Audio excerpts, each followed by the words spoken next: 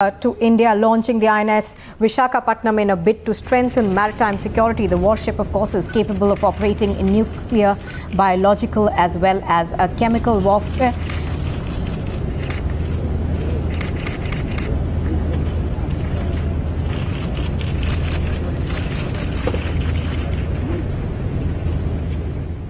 Well, the big part of this, of course, is that 70% of it is indigenously built.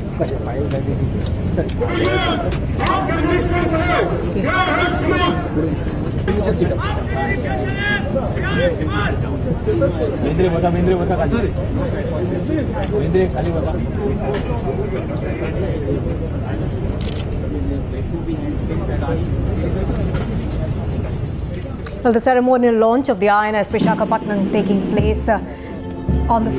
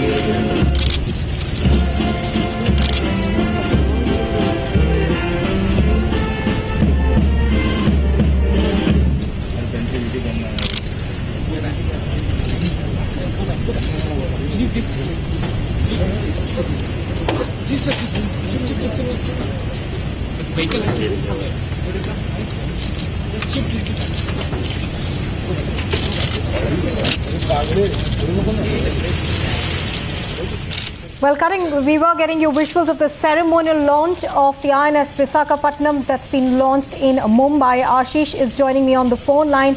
Ashish, this is being seen as a significant achievement as far as India is concerned, because 70% of it has been indigenously developed. It's also BrahMos missile capable.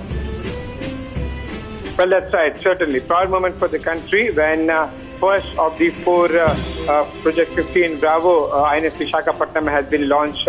Remember, the stealth feature of this destroyer has been increased, and in fact, the latest technology weapons would be installed on INS Visakhapatnam in a gap of 3 years from now.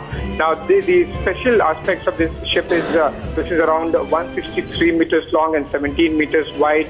This has 4 gas turbine engines, and this can attain the speed of over 30 nautical miles per hour.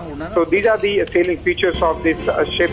Remember, the variety of weapons that we tested and mounted on Visakhapatnam is something this makes this Visakhapatnam a world-class destroyer.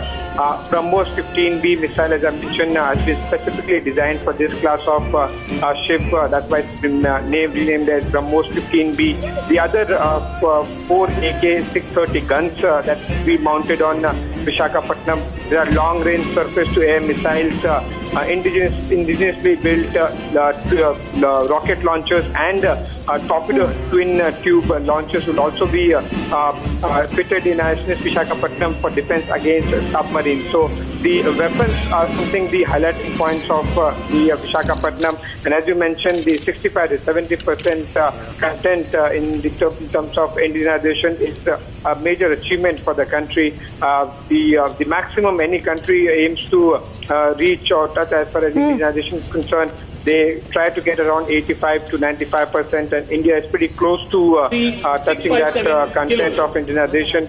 Once any country crosses around 75 to 80% of indigenization percent, then they certainly become the self-reliant in defense sector. And the kind of push that has been given in the last 15 to months so in defense sector, that is something has given a lot of weightage to all these shipbuilding yards, both government and private shipyards.